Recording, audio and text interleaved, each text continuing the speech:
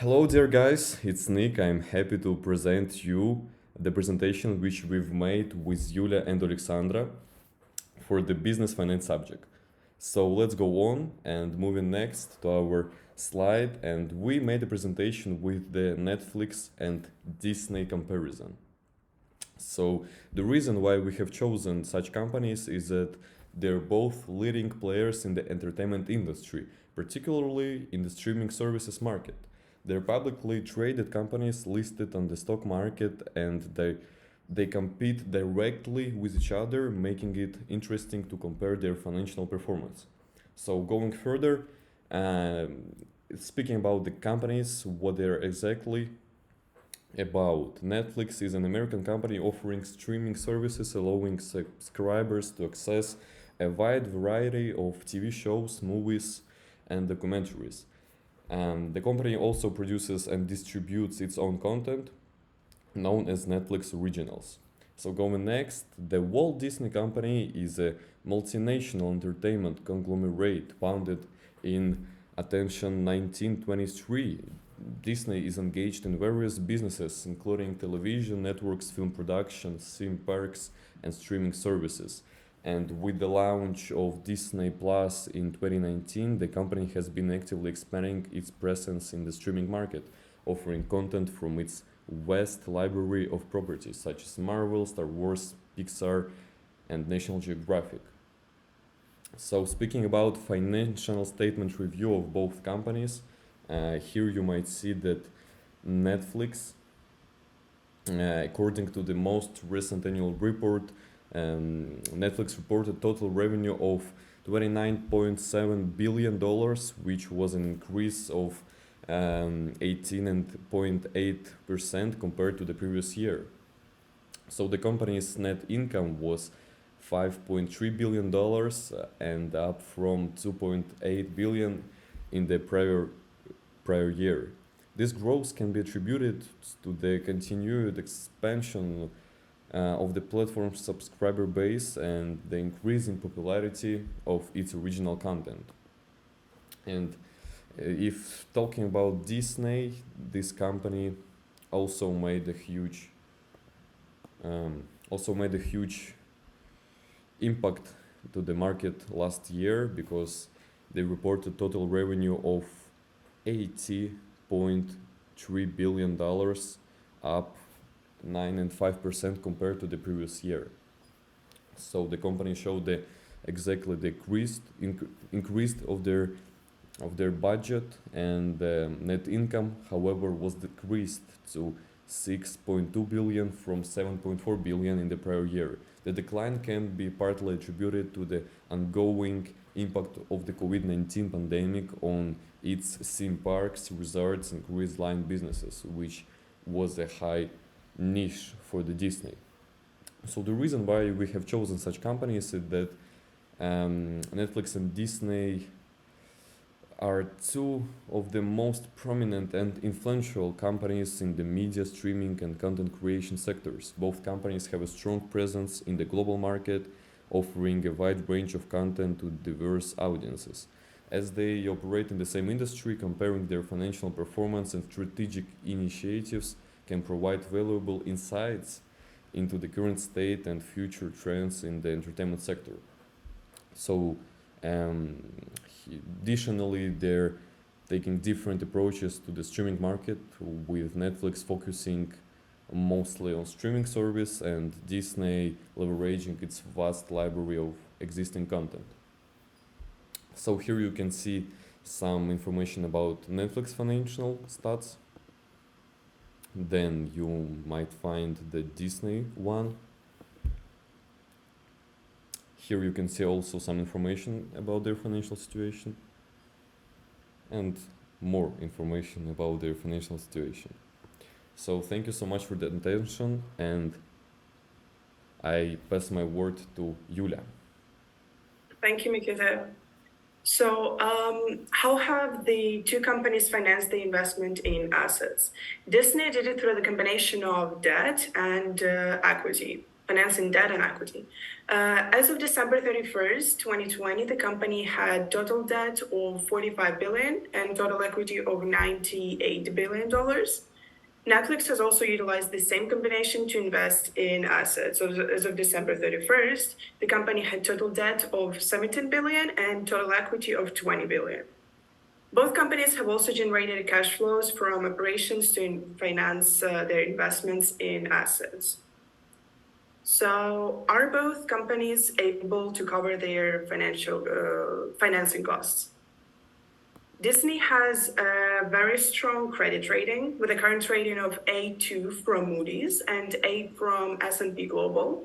This indicates that the company has a low credit risk and is able to meet its debt obligations. Netflix also has a relatively strong credit rating, which is B3 from Moody's and BB from S&P Global. While these ratings are below investment grade, they still indicate that the company has a relatively low credit risk and is able to meet its debt obligations. Overall, both companies have been able to cover their financing costs and have very strong credit ratings, indicating that they are in a good position to continue to finance their investments in the assets in the future. So what does this analysis imply about the profitability of both companies? Disney reported net income of $2.9 billion in 2020, which is lower than its net income in 2021, which was $12.6 billion. Netflix, on the other hand, reported net income of $2.8 billion, which is higher than its income in 2021. This increase in net income is due to the company's continued subscriber growth and expansion into the new markets. In terms of profitability ratios, both companies have different levels of profitability.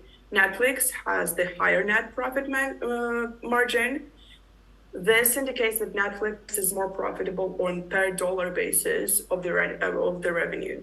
However, Disney has the higher return on the equity. This suggests that Disney is more efficient at generating profits from shareholders' investments. And how profitable are two companies relative to the total assets, common equity, and share price? Let's break it down. Profitability relative to total sales. In 2022, Disney net profit margin was 3.7%, while Netflix had 11.3%.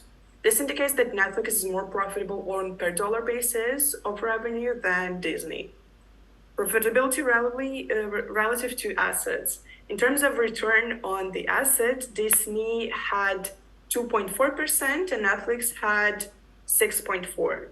This says that Netflix is more efficient in generating profits than in assets than Disney. Profitability relative to the common equity.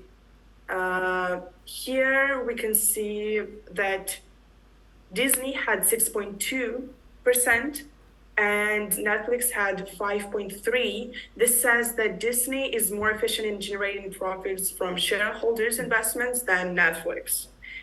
And finally, relative to share price, profitability relative to share price.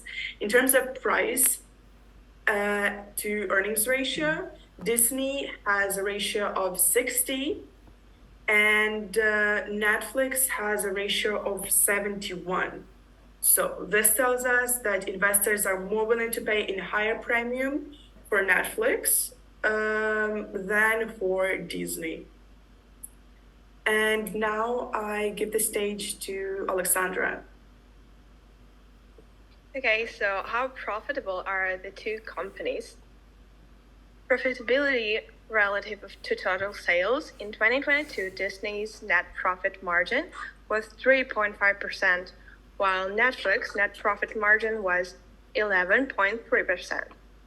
This indicates that Netflix is more profitable on a per dollar basis of revenues than Disney. Profitability relative to assets. In terms of return on assets, ROA, Disney had an ROA of 2.4% in 2022, while Netflix had an ROA of 6.4%. This suggests that Netflix is more efficient in generating profits from its assets than Disney. Profitability relative to in case of Netflix, DuPont analysis can suggest the following. Net profit margin, Netflix has been able to achieve high net profit margin due to its focus on content creation and distribution through its streaming platforms. This allowed the company to keep its costs relatively low while generating significant revenue from its subscription-based model. Asset turnover, you can get to know this on the previous slide. So financial leverage, Netflix has maintained on a relatively low level of financial leverage with a debt to equity ratio of 1.64 as of the end of 2022. This indicates that the company is not heavily reliant on debt financing to support its operation. Overall DuPont analysis and what it suggests, you can also get to know with this information on the previous slide. Net profit margin, Disney has a diversified portfolio of businesses, including theme parks, media networks, and content creation, while the company has been able to achieve strong net profit margins in its media networks and studio entertainment segments. Its theme parks and consumer product segments have lower margins due to higher operating costs. Assets turnover. Okay, so you can get to know this information as well on the previous slide. Financial leverage. Disney has maintained a relatively high level of financial leverage with a debt to equity ratio of 1.05 as of the end of 2022. This indicates that the company relies heavily on debt financing to support its operation. When evaluating new projects, companies should consider several factors such as the size of the market opportunity, the level of competition, the potential return on investment, and the level of risk involved. On the way to evaluate potential returns and risks is to conduct a financial analysis using metrics such as net present value, NPV, and internal rate of return, IRR. Regarding the beta for Netflix and Disney, as of September 2022, Netflix beta was 0.96 and Disney's beta was 1.11. Beta measures the volatility of a stock compared to the overall market. A beta of 1 indicates that the stock's price moves in line with the market, while a beta greater than 1 indicates that the stock is more volatile than the market. Based on their beta values, Disney is considered pro-cyclical, while Netflix is considered slightly less pro-cyclical. This means that Disney stock's price tends to be more sensitive to changes in the overall economy and stock market than Netflix stock price. In other words, when... Okay, guys, thank you so much, Sasha, for such important words you mentioned about this topic. Thank you, Yulia, and thank you all for listening.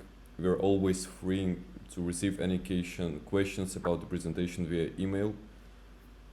So thank you so much, and we wish you a great day ahead. Bye bye, guys. Thank you. Bye. Bye.